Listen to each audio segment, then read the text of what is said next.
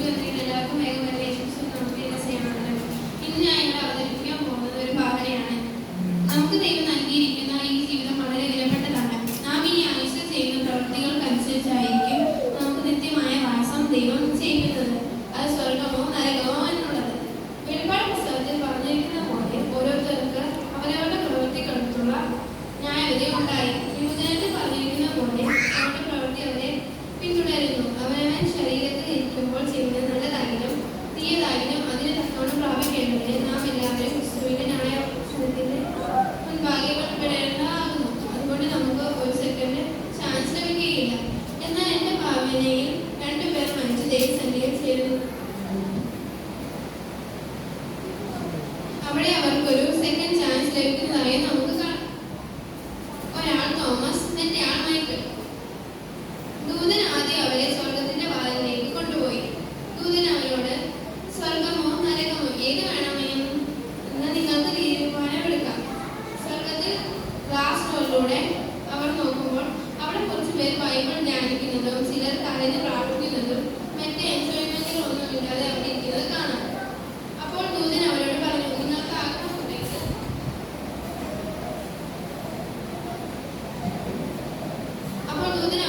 നിങ്ങൾക്ക് ആഗ്രഹമുണ്ടെങ്കിൽ ഇത് സെലക്ട് ചെയ്യാം. അപ്പോൾ മൈക്കിൾ ദൂതനോട് പറഞ്ഞു, ഞാൻ ഭൂമിയിൽ ദൈവവിശ്വാസിയായി ജീവിച്ചു. എന്നാൽ വേണ്ട വിധം ഒരു സമാധാനത്തിലോ സന്തോഷത്തിലോ ജീവിക്കാൻ കഴിഞ്ഞില്ല. എനിക്കിതിലധികമായി സമാധാനം ഒന്നും ലഭിക്കുവാനില്ല.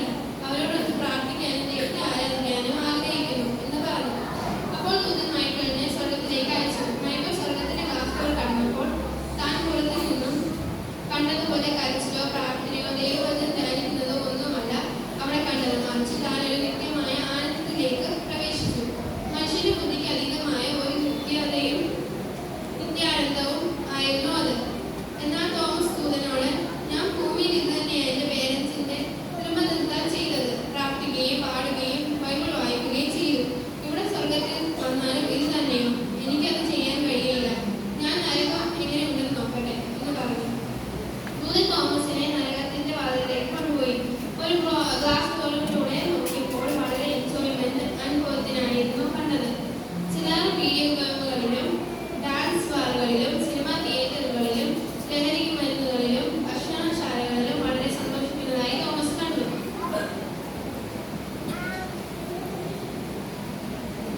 തോമസ് ദൂതനോട്, ഇത് മതി എനിക്ക്. ഭൂമിയിലോ എനിക്കിതൊക്കെ ആസ്വദിക്കാൻ കഴിഞ്ഞില്ല. ഇവിടെ ഞാൻ എൻജോയ് ചെയ്യട്ടെ. ദൂതൻ, നിനക്കതിന് പ്രവേശിക്കാം എന്ന് പറഞ്ഞു. തോമസ് ഗ്ലാസ് ഡോറിലൂടെ അകത്ത് പ്രവേശിച്ചപ്പോൾ താൻ പുറത്തുനിന്ന് കണ്ടതുപോലെ ഒരു സന്തോഷമോ ആനന്ദമോ അല്ലായിരുന്നു അവിടെ. തന്നെ രണ്ട് പിശാചിന്റെ കിങ്കരന്മാർ പൊക്കിയെടുത്ത് വറചട്ടിയിലേക്ക് ഇടുന്നതായി അനുഭവം. തീയും ഗന്ധവും കത്തുന്നതിൽ ചാകാത്ത പുഴുക്കളുടെ ഇടയിൽ തോമസ് കിടന്ന് നിലവിളിക്കാൻ തുടങ്ങി. അയ്യോ, ഞാൻ ഇതല്ല പ്രതീക്ഷിച്ചത്. എന്നെ രക്ഷിക്കണേ. ഞാൻ പുറത്തുനിന്ന് ഇതെന്നെ കണ്ടത്. എനിക്ക് തെറ്റുപറ്റിപ്പോയി. എനിക്കൊരു ചാൻസ് കൂടി തരണമേ എന്ന് നിലവിളിച്ചു. എന്നാൽ ധനവാന്റെയും അഫ്സറിന്റെ കഥയിൽ ധനവാനെ പോലെ ഈ നരകത്തിൽ നിന്നും ഒരിക്കലും തിരികെ വരാൻ കഴിയുകയില്ല.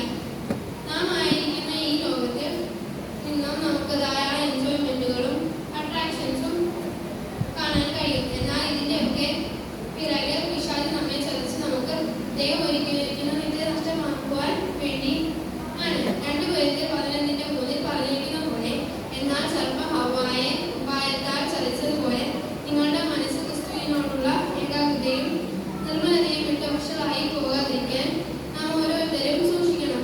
ജനമോഹം, കടമോഹം, ജീവിതത്തിന്റെ പ്രതാപം ഇവയൊന്നും നമ്മുടെ മനസ്സ് വശീകരിക്കാൻ ഇടയാക്കരുത്. പാപത്തെക്കുറിച്ചും നീതിയെക്കുറിച്ചും ന്യായവിധിയെക്കുറിച്ചും ബോധം നൽകുന്ന ദൈവത്തിന്റെ പരിശുദ്ധാത്മാവിന്റെ ഉപദേശത്തിനനുസരിച്ച്